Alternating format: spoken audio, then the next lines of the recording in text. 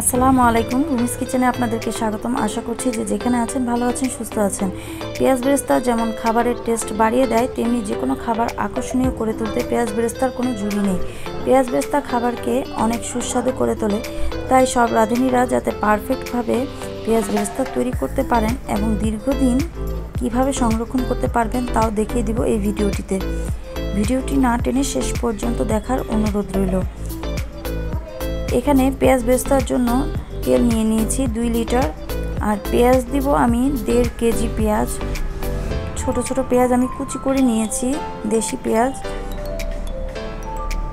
এই যে হাতের মাধ্যমে আমি আগেই ছাড়িয়ে নিয়েছিলাম পেঁয়াজগুলোকে। এখন যখন বুদবুদ আকারে তেলটা একটু গরম হয়ে এসেছে, চুলার আঁচ মিডিয়ামে ছিল, তখন আমি সবগুলো পেঁয়াজ দিয়ে দিয়েছি। আর তেলের কথা একটু বলবো, তেলের পরিমাণটা হবে পেঁয়াজের থেকে বেশি। পেঁয়াজ যেন ডুবে থাকে সেদিকে খেয়াল রাখতে হবে। এগুলি ছোট ছোট টিপস আকারে আপনারা নিতে পারেন। আমি আপনাদেরকে বলে দিচ্ছি, এই টিপসগুলো অবশ্যই খেয়াল রাখতে হবে পেঁয়াজ বেরেস্তা করার ক্ষেত্রে। এখন পাশে থেকে দাঁড়িয়ে অনবরত নাড়তে হবে।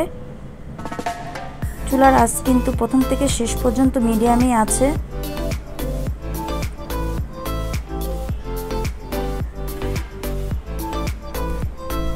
সব রাঁধুনিদেরকেই কিন্তু রান্নার ক্ষেত্রে যে কোনো ক্ষেত্রে কিন্তু কম বেশি পেঁয়াজ বেরেস্তা তৈরি করতে হয়। এটা যদি আগে থেকে তৈরি করে রাখা যায় তাহলে রান্নাটা অনেক সহজ হয়ে যায়।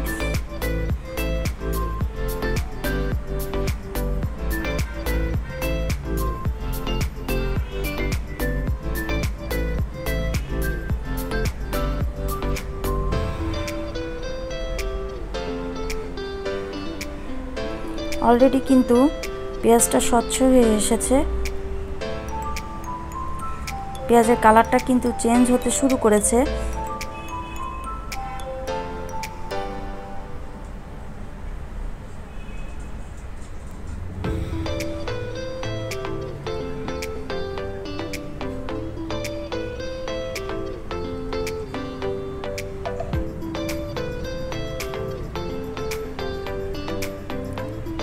এই রকম অবস্থায় কিন্তু আমি নামিয়ে নিব। অলরেডি আমি চুলাটা নিভিয়ে দিয়েছি।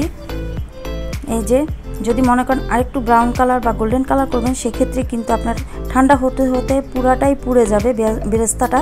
তো এই জন্যই আমি চুলাটা নিভিয়ে দিয়ে এখন আমি তেলটাকে ঝরিয়ে ভালো মতো উঠিয়ে নিচ্ছি। আর একটু ছড়িয়ে দিব যাতে ঠান্ডা হতে পারে। আর ঠান্ডা হতে হতে কিন্তু এটা আরেকটু কালার চলে আসবে। কেউ এর থেকে আর বেশি ভাজতে যাবেন না, কারণ আর একটু যদি বেশি ভাজেন সেক্ষেত্রে কিন্তু ঠান্ডা হতে হতে একদম পুড়ে যাওয়ার মতো কালারটা এসে যাবে, তখন আর খাবারের টেস্টই ভালো লাগবে না। এখন চিনি দিয়ে দিচ্ছি। এটা আপনার মচমচা রাখতে সহায়তা করবে। এই পেঁয়াজ বেরেস্তাটাকে দীর্ঘদিন মচমচা রাখবে। আর যখন ফ্যানের নিচে কিন্তু ভুলেও ঠান্ডা করতে যাবেন না। এটা আমি নর্মাল ফ্যান ছাড়াই কিন্তু ঠান্ডা করে নিয়েছি। আর যখন ঠান্ডা হয়েছে তখন আমি একটি বয়মে নিয়ে নিয়েছি। কাচের জারে অবশ্যই চেষ্টা করবেন নেওয়ার জন্য, তাহলে দীর্ঘদিন সংরক্ষণ করতে পারবেন। প্রথমেই তো আপনারা আওয়াজটা শুনতে পেয়েছেন যে কতটাই মচমচা হয়েছে। তো অলরেডি ঠান্ডা হয়ে গিয়েছে। ঠান্ডা হওয়ার পরে দেখেন কালারটা কিন্তু সেই রকমই আছে। খুব সুন্দর একটা কালার, পুরো গোল্ডেন একটা কালার হয়েছে পেঁয়াজ বেরেস্তাটা। এখন আমি কাঁচের জারে নিয়ে নিচ্ছি।